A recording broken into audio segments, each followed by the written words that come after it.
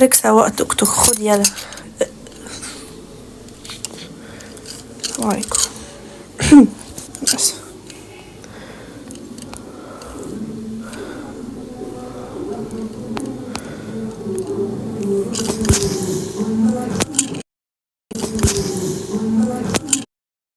ساعة كرافي. باي. مش هعملي فولو، اعملي فولو. دهب صيني ده صح؟ امال هلبس دهب؟ امال هلبس دهب؟ هلبس دهب انا؟ اكيد دهب صيني يا حبيبي، اكيد دهب صيني يابا.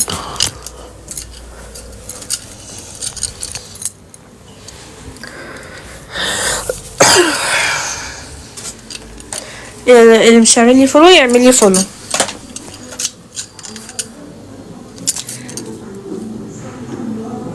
مش هعملي فولو يعملي فولو عشان هقفل. وان شاء الله بالليل لما اجي ابقى افتح اقعد معاكم شويه كده. خاطر علشان خاطر اسمه ايه ده، ترجعي تاني صلبة، فاهمة؟ يعني يرجع يديك القوة تاني.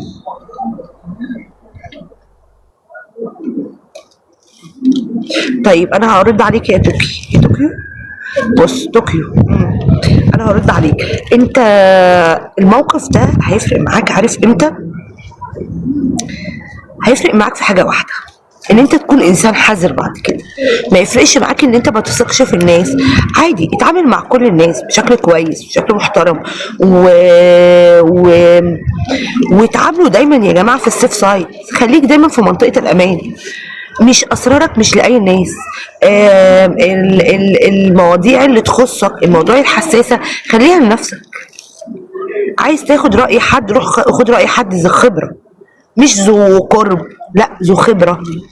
يعني مثلا واحد رايح يفتح مشروع، دايما اقول المثال ده، انا رايح افتح مشروع، هروح اسال اخويا اللي شغال في شركه قطاع خاص عمره ما فتح مشروع، مع انه اخويا واقرب حد ممكن نقول لبعض اسرار، بس انا يوم ما هاجي افتح هروح اسال حد شغال في نفس المشروع، او انزل تريننج او علشان اعرف الحاجه دي.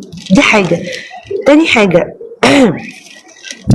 انت تتعلم بعد كده، بس تتعلم انه اسرارك بتاعتك، انه انت قبل ما وفي هنت كده بسيط قوي يا جماعه، الواحد ممكن يقول سر مش حقيقي لحد يختبره، ممكن يقول له حاجات عاديه هي مش اسرار وهيعرف اذا كان بيقول ولا لا. في حاجات عادي ممكن نعملها في الحياه عادي جدا. حميد، سلام من تونس، اهلا بيك واهل تونس، منورني. جماعة اللي ما اشتركش في قلب الاورنج يشترك، واللي ما عمليش فولو يعملي فولو. سؤال ممكن؟ اتفضل. شد التكبيس شوية يا جماعة، نشد التكبيس بعد اذنكم. اتفضل يا آنا، اسأل. نشد التكبيس شوية.